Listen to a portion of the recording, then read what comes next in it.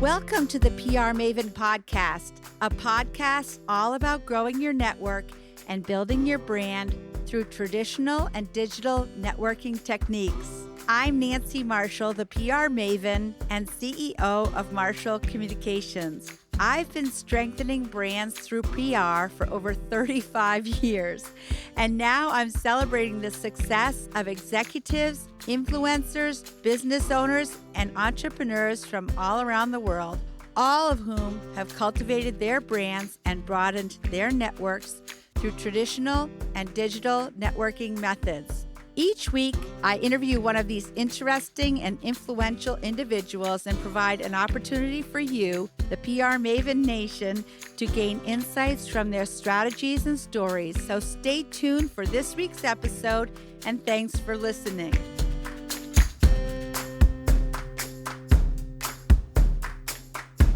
Welcome to the PR Maven Podcast, episode 194, presented by Marshall Communications, creator of the Marshall Plan 65-step strategic process. For those of you new to the show, I'm your host, Nancy Marshall, the PR Maven and CEO of Marshall Communications. I want to welcome you today, and we're here at the beautiful Inn by the Sea in Cape Elizabeth, Maine, and it is gorgeous here. So if you haven't been to Inn by the Sea, you should come and check it out. And you can sample some of the products that we're going to be talking about in this podcast. So we encourage you to check that out. So my guests today, Larry Murphy, Matthew Murphy, and Dr. James Beaupre. Welcome to the PR Maven Podcast. Well, thank you. Thank you for having me. Pleasure to be here, Nancy. It's nice to have you. And I have to say, this is the first time I've had 3 guests. So it's very exciting. That's cool. Yeah. So the Devil's Half-Acre Distillery was established in 2016 and is the only military veteran-owned and operated distillery in the whole state of Maine. Their spirits have local character, are artisanal, and expertly handcrafted with a focus on product quality and customer service. And I have witnessed that myself because I've been to some of their tastings, and they're always very welcoming and wonderful when they entice you with their wonderful products.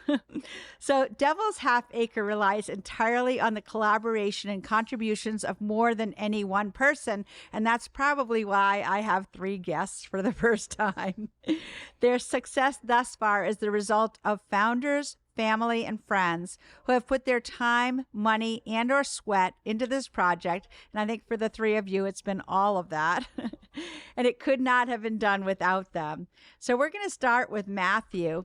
So what gave you the idea, Matthew, to open this distillery?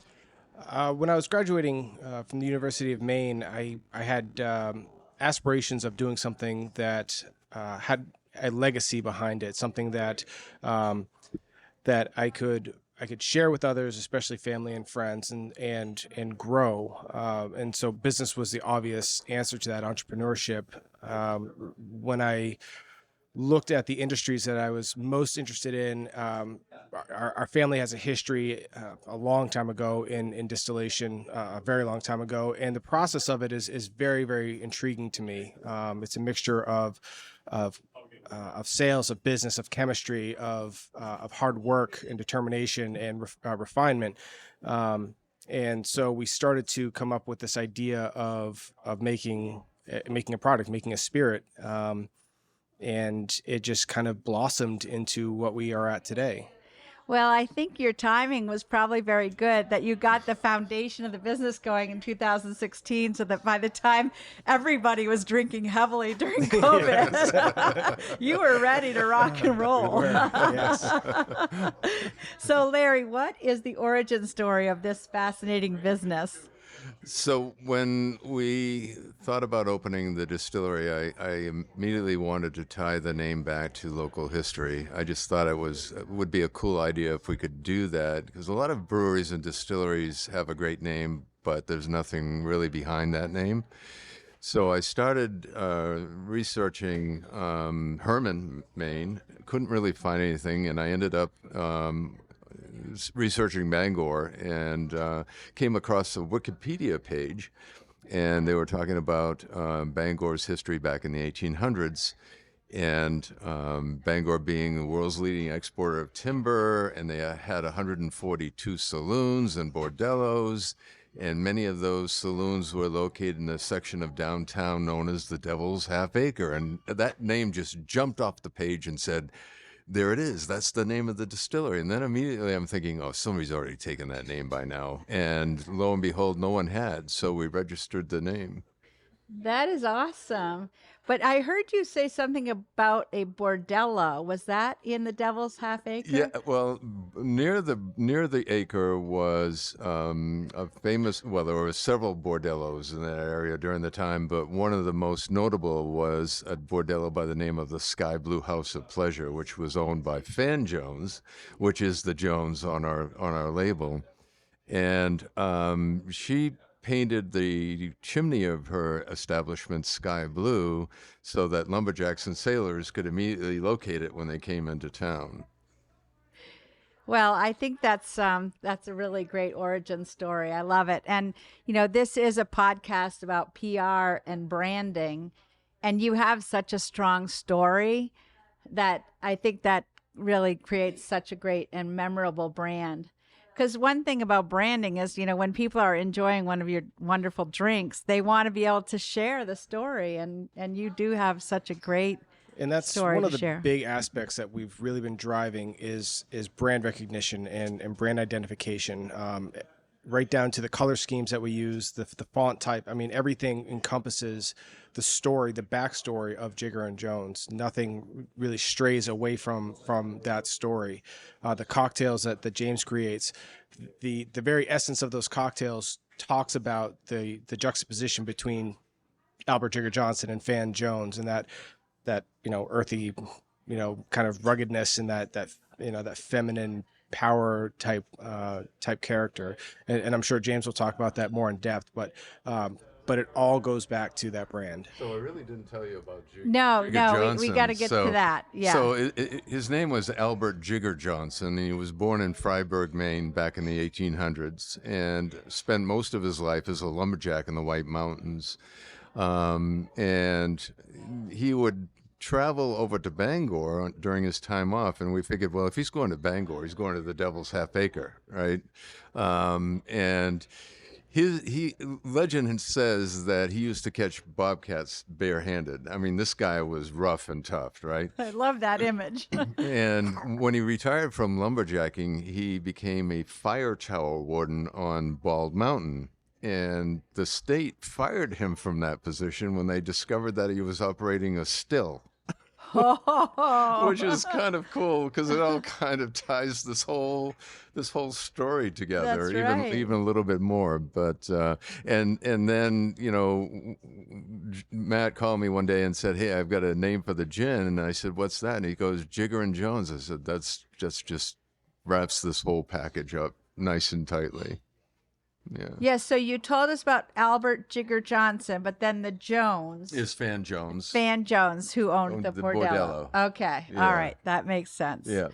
So now we bring in the doctor, Dr. Beaupre. Is there a doctor in the house? Yes. That's his new title, the doctor. And yes, he was explaining that he has a degree in chemical engineering, and he does the chemistry of these beautiful and delicious drinks. So tell us about that, Dr. Beaupre. No, happy to. So a bit on my background, I started off in chemical engineering because that seemed like a lot of fun, and everyone thinks of, oh, that guy majored in alcohol in college, and somehow that's where I ended up.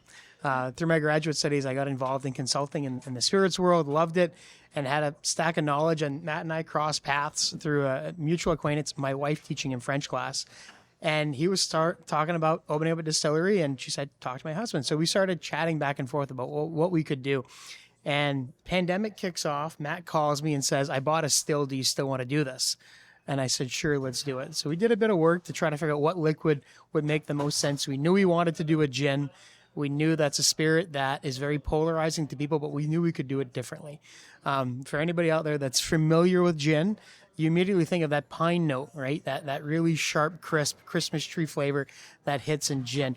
And to a lot of people, that's polarizing because they either love it, very few minority people are big fans of it, but then a lot of people had that one bad experience in college while trying to major in alcohol and said, I'm never having this ever again. I only minored in it. Right. And There's still time. we can get you there. We can get you caught up. The amazing thing is that memory is tied to gin and the experience and the note that is seen in a standard London dry gin. And people immediately think, I don't like gin because I didn't like it that one time. And they never want to go back to it. So when we started talking about crafting a gin, we knew we had to create a liquid that would open up that world. I didn't always like gin because I had that one bad experience. And then I had a really expensive bottle of gin. And I said, that's gin? What's going on? And I learned that in creating that flavor profile, if you only sing one note, if you only sing juniper, then that's great, that's dandy, but you have a very small demographic that's going to be willing to listen to the one soprano, to the one juniper note. We try to sing a whole song, the whole chorus is in there, and we increase the other flavors behind it by adding cardamom. People always say, well, what's that flavor, that earthiness, that umami? It's that cardamom spice that we use in our gin, and we overdrove it to balance out that pine note to create a foresty feel to the gin. And then we added quite a bit of coriander to give it a spicy, peppery, citrusy finish. And then we use whole fruit. So we use the sweetness of the orange as well as the bitter of the orange to create a really nice melody in the background of citrus that finishes with the floral. So here you get a chance to try it. You can open it up and taste all of these different characteristics, but you're listening to one whole song. You're tasting one whole flavor. That is Jigger and Jones gin. And the challenge with all of that, as you've heard of the two characters we've got right on the label, Jigger and Jones, we had to make sure that we could tie the whole brand story together. It's one thing to have a story, it's one thing to have a great product, but you really need to tie those two together. And the robustness and earthiness of our juniper and coriander, that's where Jigger comes in, rough, tumble woodsman. But then the elegance of the florals and the citrus and the robustness that lives behind there, that's where Fan joins the picture. And we assumed if they met that one time in Bangor, the product of that union would be what sits in our bottle of Jigger and Jones today. You are so articulate. I just love it. And I love the way you compare it to a song, because I often talk about how when you're conveying a brand or communicating messages on behalf of an organization, everyone has to sing from the same song sheet. And I say it's like in church, you want everybody to be singing in harmony. So when you started talking about singing and all the different notes, I was like, yeah, that's exactly what I like to talk about also. So congratulations. Thank you. Oh, thank you. That's awesome. It's creating that wonderful balance that is the one thing, right? Yeah. It's great. Definitely. And it definitely ties in with your unique brand and your brand story. So each of you has a different position in the company. Are you all veterans? I'm not. You're not, No. but He's an honorary veteran. yeah. We made him one. But the Murphys are veterans, Yes. and then you've created sort of this own career path for yourself. And is this a dream job for you? It is now. Yeah. I think veterans, by their very nature, have an innate ability to be entrepreneurs. I think it's, for the most part, and this is speaking in generalities, but for the most part, it's something that's drilled into you from the very beginning, from day one of basic training. That sense of teamwork and perseverance and determination and trying to accomplish the mission with whatever is presented in front of you, I think is something that most veterans leave their military service with. I think the difference between a veteran entrepreneur or vetrepreneur, however you want to phrase it, and those that aren't is simply nothing more than a lack of direction. And so for me, I find it to be incredibly rewarding because we're able to walk into mostly any bar or restaurant in the state so far, not all of them, but a lot of them, and see our product on the shelf. And one of my main goals when we started this, my personal goal, was to walk into one restaurant or one bar, and I don't care where it was, and just see something that we made, that we created, on a shelf somewhere. And I look back, we're a year and a half into this, and we're in well over 200 establishments.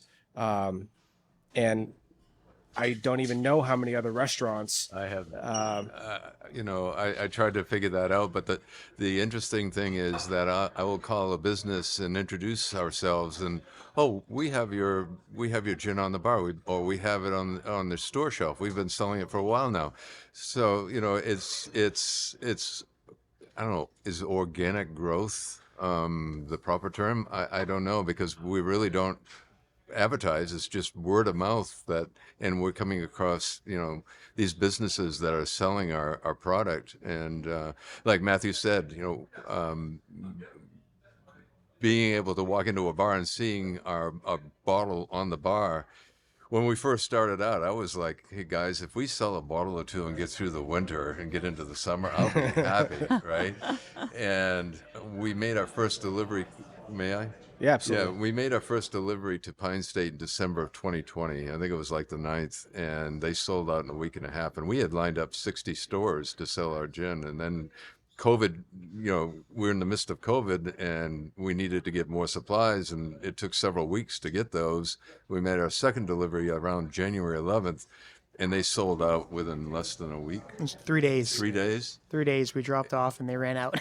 And it was like, uh-oh. And this is hundreds of bottles we're talking about, which for a small distillery like ours is a lot. And especially we doubled the second shipment just because the first one sold out. So we doubled the amount of the second shipment, and they still sold out in 3 days. Do you attribute that to the taste, or to the word of mouth, or the story, or a combination? It goes back to, short answer is yes, but it goes back to what we had talked about before, which is that all-encompassing team effort, right? So the product that James created, the sales and marketing piece that Larry has been working on, is continuing to work on, and then that overall, putting things together, the logistical pieces that go to it, are all what's making this drive so well. And I think that's one of the big things that we can attribute to those first few weeks of like rapid success was teamwork.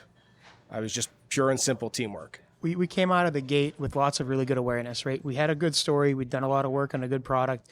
We'd refined our process and came out of the gate with awareness already out there, which hurried that early adoption. But what Larry doesn't tell you is the third shipment sold out almost as quickly. What we learned is the brand story that we put together with the product that we had met a need that consumers were missing.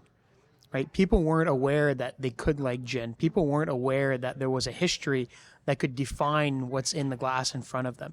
And by meshing those two things together, the awareness drove itself, and it's allowed people to talk about the product, saying, I don't like gin, but I like this Jigger and Jones stuff. And there's these two crazy people behind it, and there's this team at Herman that's working on this. And it still tastes good, and the story is really cool. And it's this main team, and all of that keeps wrapping together to continue to build this momentum where when somebody's sharing word of mouth, there's a concise, consistent story that's shareable between performance, history, and brand identity.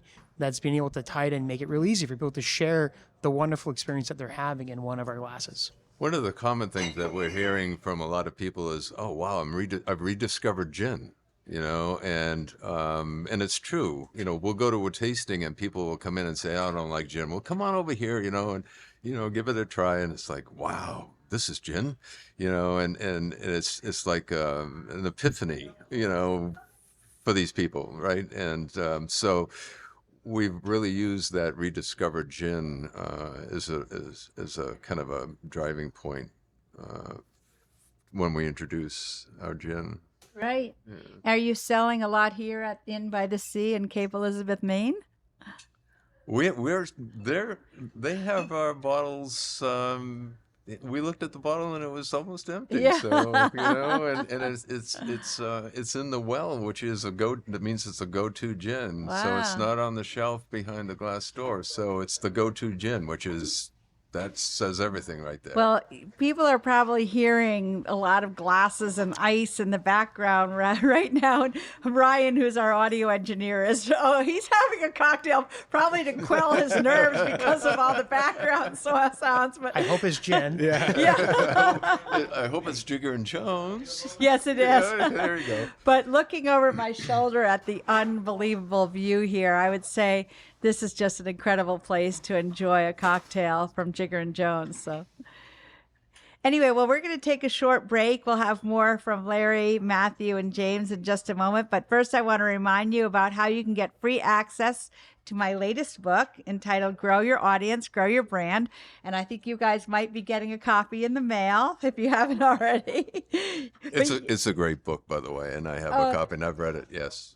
Thank you, Larry. I appreciate that. I hope that it helped you with developing the brand for this wonderful Jigger and Jones. But you can go to prmaven.com/giveaway and download a free copy today. Or you can go to Amazon and order an actual copy of the book.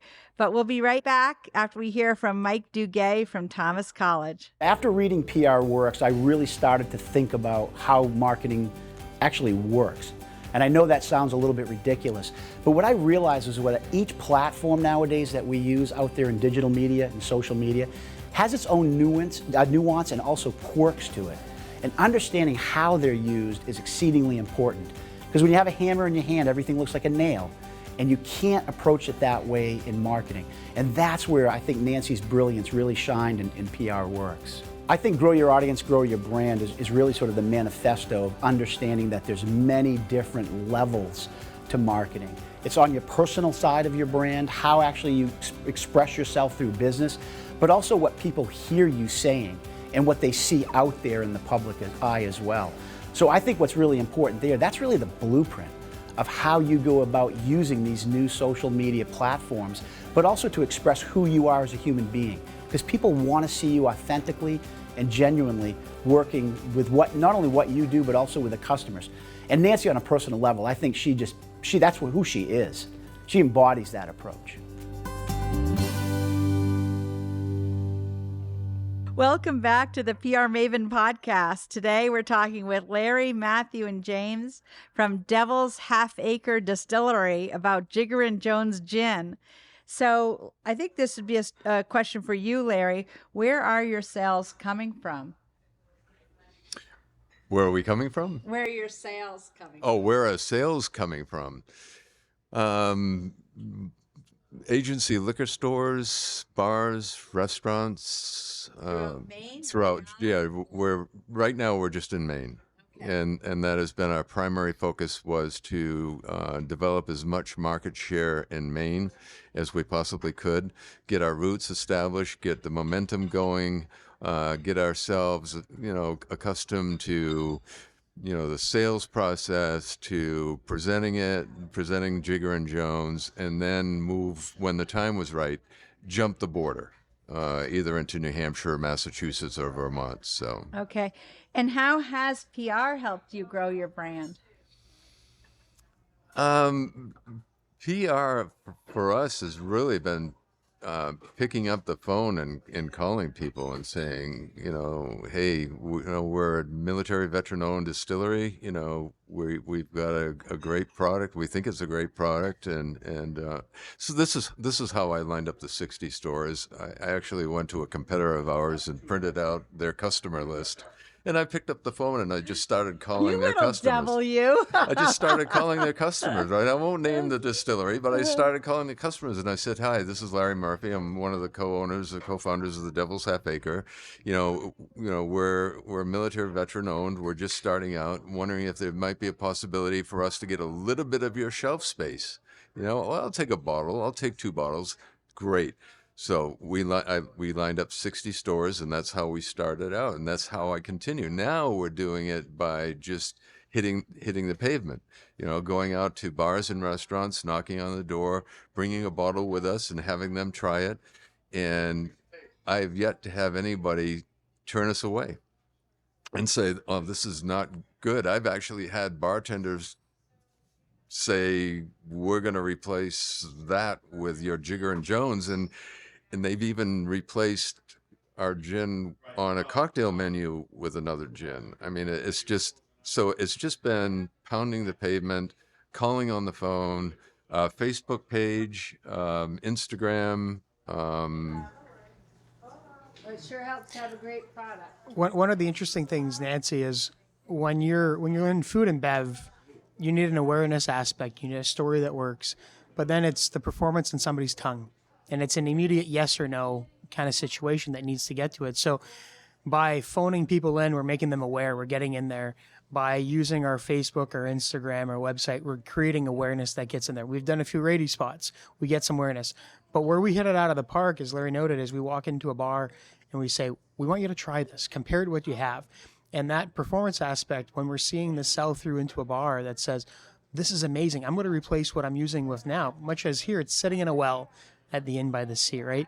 Which means it's the go-to gin. They replace the bottle that they had before based on the performance that they're experiencing that lives up to the story and the promise that we're delivering, or the first time that we call and the first time that we say hello.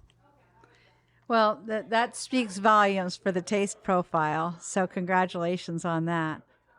And what I love about this is, I'm a big advocate of meeting a person face to face. I always say, if you meet somebody online, you should meet somebody face to face, and vice versa. If you meet somebody face to face, you should be sure to connect online so that you can continue the relationship. So the fact that you have pounded the pavement literally and walked in and not been afraid to do that, I think some people are either too shy or they don't want to spend the time to do that. I've actually had a few bar managers and food and beverage managers say to me directly, we've never had a distillery come and visit us before. And then one bar manager a couple of weeks ago said, this was the greatest presentation I've ever. We've never had a distillery come in and present their product like you guys do. I mean, and when I was calling the stores initially to develop a list, they were taken back by my phone call. Some of them would say, well, we can't buy from you directly. We have to go through the distributor. It's like, no. I'm just calling to introduce ourselves, and just try to get an understanding and, and let you know who we are. And hopefully you'll, support us by bringing in a bottle or two. My feeling after about the 20th call was that no other distillery had done that, just by the response I was getting from those people. So it did pay off. It was that old school type of marketing where you pick up the phone or you pound the pavement. It's not an email. It's not, a virtual meeting. It's not whatever. We go out, we pick up the phone, and then we're pounding the pavement. And we're keeping in contact with those customers to make sure they haven't forgotten about us and let them know we haven't forgotten about them. I love that. That's great. Now, how about the pandemic? How did the pandemic impact your business? It didn't. Well, it did. It in did. a good way, Yeah, right? well, it accelerated and slowed us at the same time, Yeah. which was very interesting. Is have a captive audience at home that is bored and nothing to do, and well, you're going to drink, right? We're going to admit it. People drank through the pandemic. So there was a captive audience in that aspect. So that helped the uptake. It made it more difficult for us to get into bars and restaurants because they were closed. So you had to navigate that quick acceleration of people wanting the product at home, but not in a consumption in a public space. The next challenge, and Matt can speak to it, and we finally got some equipment in that we've been waiting. Supply chains have been horrendous for everybody. And we've run into it. We've changed bottles now 3 times and 4 different tops, and just a factor of what getting material from point A to point B looks like right now, and the limited supply and workforce that's supporting it. So one of the things that we do that's a little uncommon is we are very bootstrap grassroots business. We started with very little, and we have grown from that. And that comes from our military training. I think a lot of that mindset is military, that where you're trained to do more with less, and see a mission and follow through. I didn't mean to. Yeah. So one of the benefits of that is that you really focus on the details, because the details cost money, and the more details you miss, the more it costs you. And for a company like ours that started off with a very little amount of capital to work with, those details were incredibly important. As we started to grow, we were able to kind of overcome some of those problems that we had, but we are still seeing a huge issue with getting material in, raw goods in. Shipping costs have tripled in the last 3 or 4 months. Something that would have cost $300, to ship across the country. Now, I mean, in some cases, it's over $1,000 just to ship one simple thing. As James was speaking about earlier, we ordered brand new equipment last December, and it came in 3 weeks ago. I know that a lot of other companies, not just in the spirits industry, but in industries all over the world, are experiencing the same troubles. It impacts companies like ours a lot harder, I think, because we're not working with the same, multi-million-dollar capital base that they are. So, and I should mention that we're recording this in June of 2022, so that's 7 months from the time you ordered. Right, 7 months. And also, gas prices right now are through the roof. Yeah, to say the least. So I'm sure that's impacting you too Right. in a lot of ways. So where do you see the future going for your business? So we've drawn out kind of the long game on where we intend the company to go to and what it looks like. We regularly do a 30, 60, 90, sometimes 180-day plan to kind of gauge our progress and our momentum.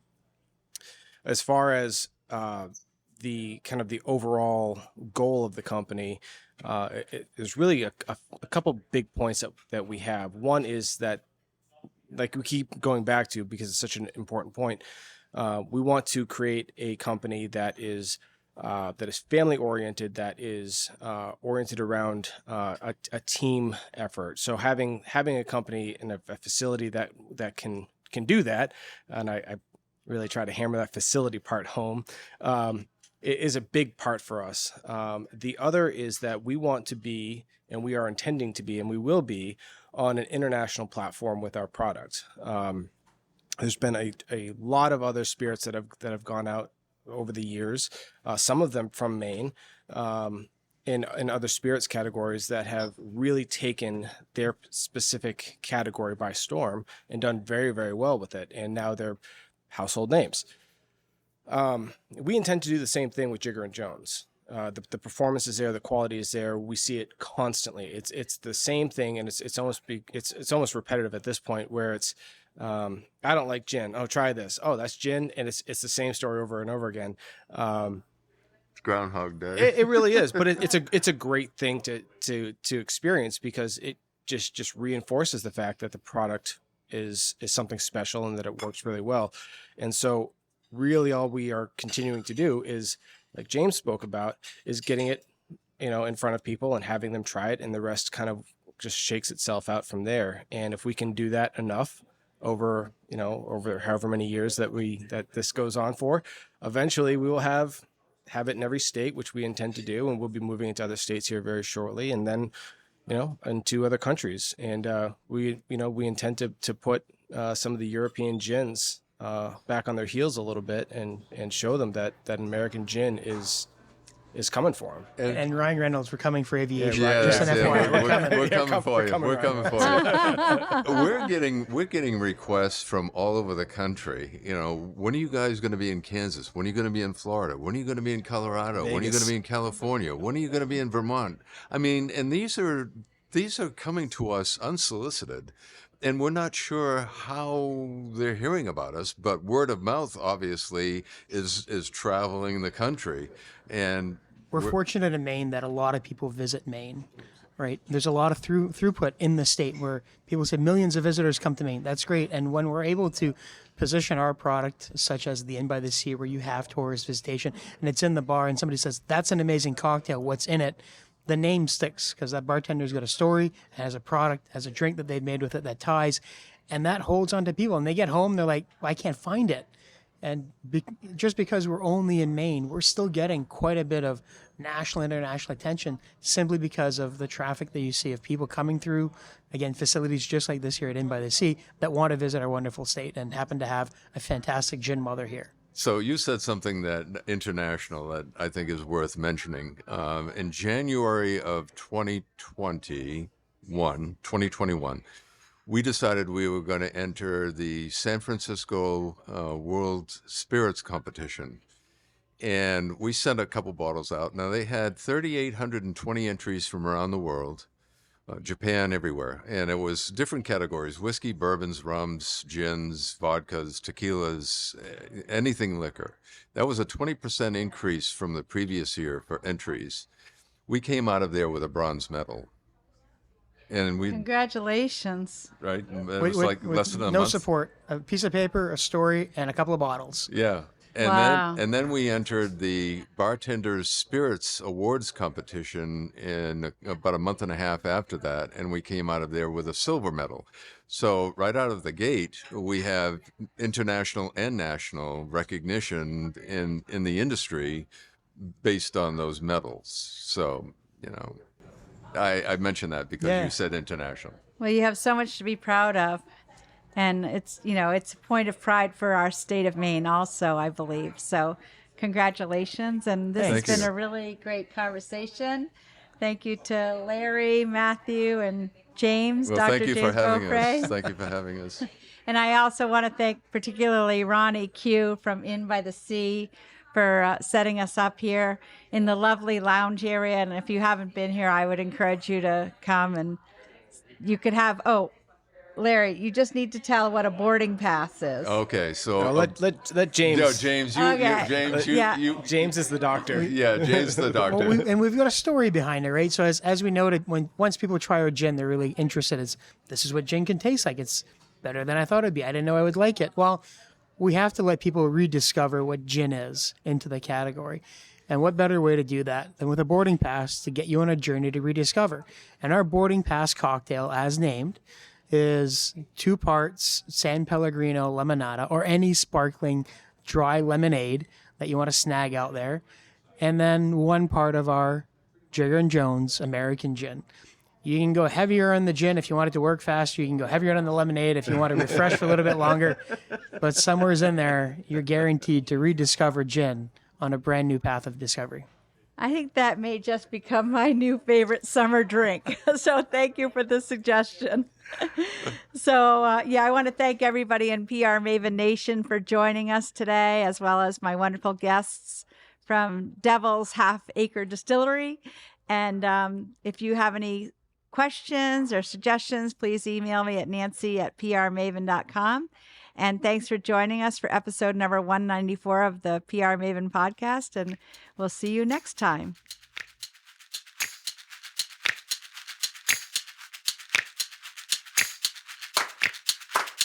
Thanks for listening to this episode of the PR Maven podcast. I invite you to share a review of the podcast on iTunes or your favorite podcast player. Be sure to subscribe to our podcast so you never miss an episode. You can also join the PR Maven Nation on Facebook. It's free to join, and it's a great community of like-minded individuals who are all looking to learn and grow from one another. If you use an Alexa device, use your Alexa app to search the skills and games section to find and enable the PR Maven podcast flash briefing. This will give you access to exclusive content and more PR and marketing advice. Thanks again for listening, and have a great rest of your week, PR Maven Nation.